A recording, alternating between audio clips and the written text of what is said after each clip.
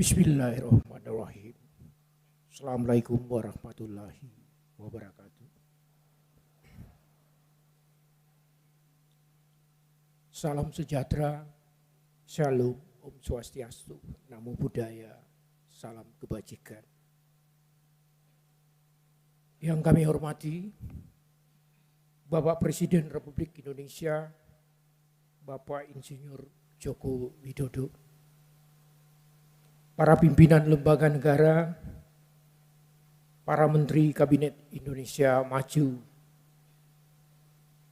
Panglima TNI, Kapolri, Jaksa Agung, para gubernur, wali kota, bupati, para direksi BUMN dan BUMD, para mitra internasional, penggiat anti korupsi dan akademisi, rekan pimpinan Komisi Pemberantasan Korupsi serta Dewan Pengawas, beserta seluruh genap pejabat struktural dan insan KPK yang saya banggakan. Bapak, Ibu, saudara-saudari yang mengikuti acara ini secara daring di seluruh Indonesia. Pertama-tama marilah kita panjatkan puji syukur kehadirat Allah Subhanahu wa Ta'ala, Tuhan yang Maha Esa.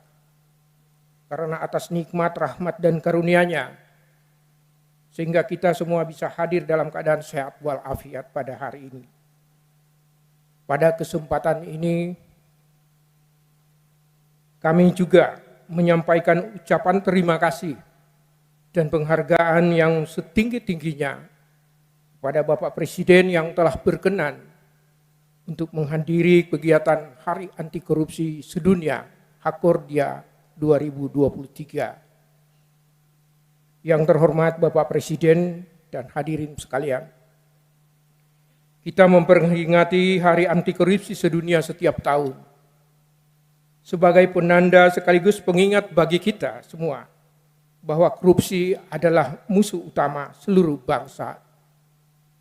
Seluruh negara mengakui bahwa korupsi merupakan pusat dari berbagai persoalan. Korupsi memiliki sifat korosif terhadap segala pencapaian yang kita dapatkan.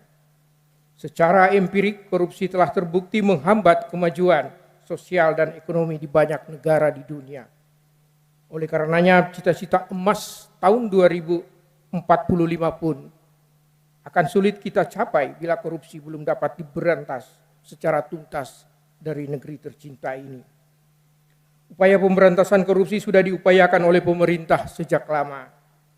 Dengan pembentukan lembaga atau institusi baru termasuk pendirian Komisi Pemberantasan Korupsi dan Revitalisasi Strategi Nasional Pencegahan Korupsi yang kita kenal dengan Stranas PK. Sayangnya berbagai indikator menunjukkan masih kurang efektif dan tidak efisiennya pemberantasan korupsi di Indonesia. Kita lihat bagaimana skor indeks persepsi korupsi IPK yang tidak meningkat secara signifikan dan stagnan dalam satu dekade ini. Indeks perilaku anti korupsi IPAK yang diterbitkan oleh Badan Pusat Statistik juga demikian. Terakhir survei penilaian integritas SPI yang dilaksanakan Komisi Pemberantasan Korupsi untuk mengukur praktek korupsi pada seluruh pemerintahan di pusat maupun pemerintahan di daerah. Responden internal dan eksternal menyatakan bahwa korupsi masih marak yang ditunjukkan dengan skor nasional yang kian menurun. Bapak Presiden yang saya hormati dan hadirin sekalian, melalui peringatan Hari Anti Korupsi Sedunia ini, sengaja kami mengambil tema sinergi untuk berantas korupsi untuk Indonesia Maju. Karena kami merasa sinergi antar semua elemen bangsa perlu diperkuat. Pencegahan dan pemberantasan korupsi tidak dapat dilakukan hanya melalui aspek kelembagaan dengan pembentukan lembaga unit kerja baru, atau hanya aspek regulasi melalui penerbitan berbagai peraturan perundang-undangan, atau hanya berdasar pada kinerja aparat penegak hukum. Sinergitas gerak dan seluruh elemen bangsa adalah keniscayaan untuk bergerak maju Sekali lagi, bukan hanya sinergi antar aparat penegak hukum, tetapi juga sinergi antar pemerintah dan masyarakat, termasuk di dalamnya dengan dunia usaha.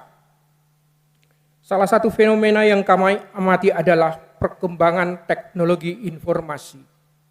Kami juga menganggap bahwa sinergitas dan penggunaan teknologi informasi dalam upaya pemberantasan korupsi merupakan suatu keharusan.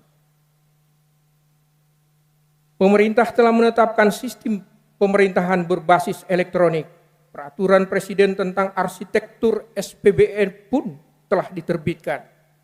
Tinggal bagaimana implementasi government teknologi ini diakselerasi dengan pimpinan Kementerian Pendayagunaan Aparatur Negara dan Reformasi Birokrasi.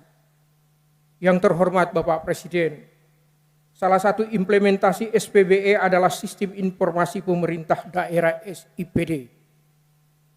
Secara elektronik, proses perencanaan, penganggaran, penatausahaan, dan pelaporan keuangan dan hasil pembangunan sejak dari tingkat desa hingga pusat terhubung dalam SIPD. Kementerian Dalam Negeri, Bappenas, Kementerian Keuangan dengan terpadunya sistem keuangan ini selain untuk pencegahan korupsi, tentu saja dapat mendorong efisiensi dan efektivitas anggaran pemerintah. Teknologi informasi juga telah mendorong sinergi 14 kementerian lembaga di pusat dan pemerintah daerah pada sistem informasi mineral dan batu bara Simbara. Pemenuhan kewajiban pengusaha untuk membayar PNBP, pajak penghasilan dan penyediaan batu bara untuk domestik DMO dapat dimonitor melalui Simbara. Sistem ini memperbaiki tata kelola batu bara secara signifikan, termasuk mencegah illegal mining, penyeludupan ekspor, dan praktek yang merugikan penerimaan negara sejak puluhan tahun. Tahun 2024 ini, sistem ini akan diimplementasikan pada komoditi nikel dan timah.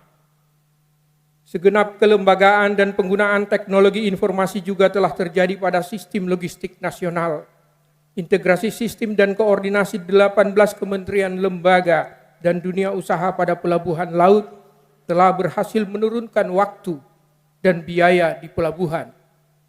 Dimulai dari 14 pelabuhan besar, kini digitalisasi proses telah melebar pada pelabuhan udara, bahkan 1.400 terminal khusus Tersus.